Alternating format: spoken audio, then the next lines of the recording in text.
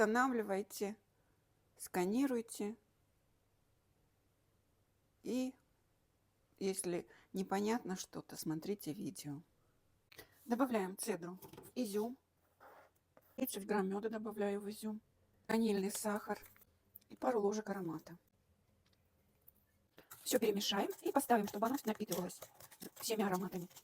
Можно еще добавить сюда цукаты, если вы любите. Тут запах уже такой обалденный, что... Делаем опару. 15 грамм свежих дрожжей. Воду.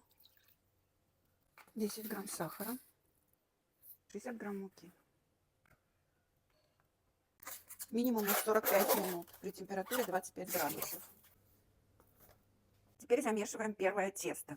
Вот в таком порядке, как стоит у меня все. Берем муку, воду, яйцо и сахар. Перемешиваем хорошо. Добавляем опару. Видите, какая опара уже подошла? Классная.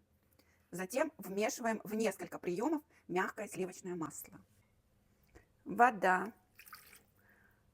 Все количество ингредиентов будет в описании под видео. Мука, одно яйцо, сахар, вся наша опара.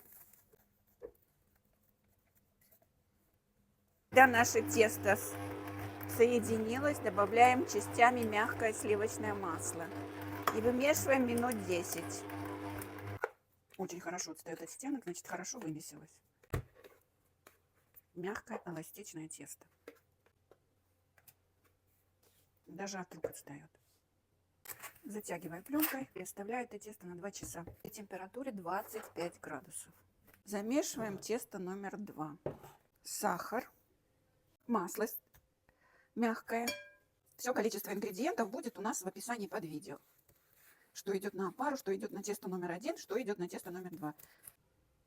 Одно целое яйцо и 1 желток среднего размера. Ой, бля. Добавляем муку, перемешиваем. И тесто номер 1, так называемое. Вот оно такое замечательное.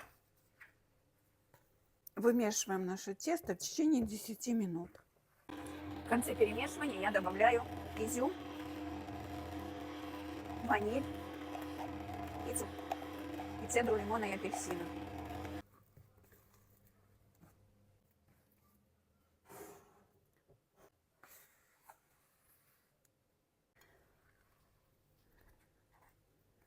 Оставим его на 20 минут. После 20 минут немножко растянем наше тесто.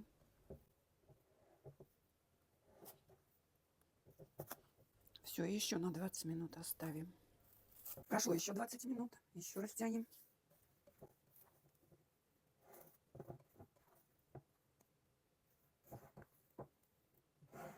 Третье складывание мы делаем уже на столе. Разделим на 2 половины и положим формы.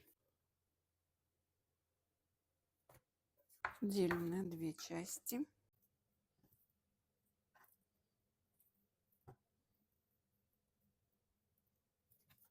Вот так. Тесто прямо дышит. В формочке я добавила немножко бумаги для выпечки. На устойчивую поверхность у меня в данном случае противень. И оставляем для увеличения где-то 3 раза.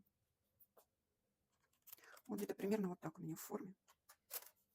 Форма 135 на 95 миллиметров, размер формы. Смажу желтком и выпекаем при температуре 160 градусов.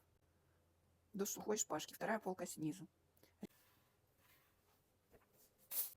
Все, подвесим на кастрюлю, чтобы они так высыхали. Ой. Вот в таком подвешенном состоянии будут остывать.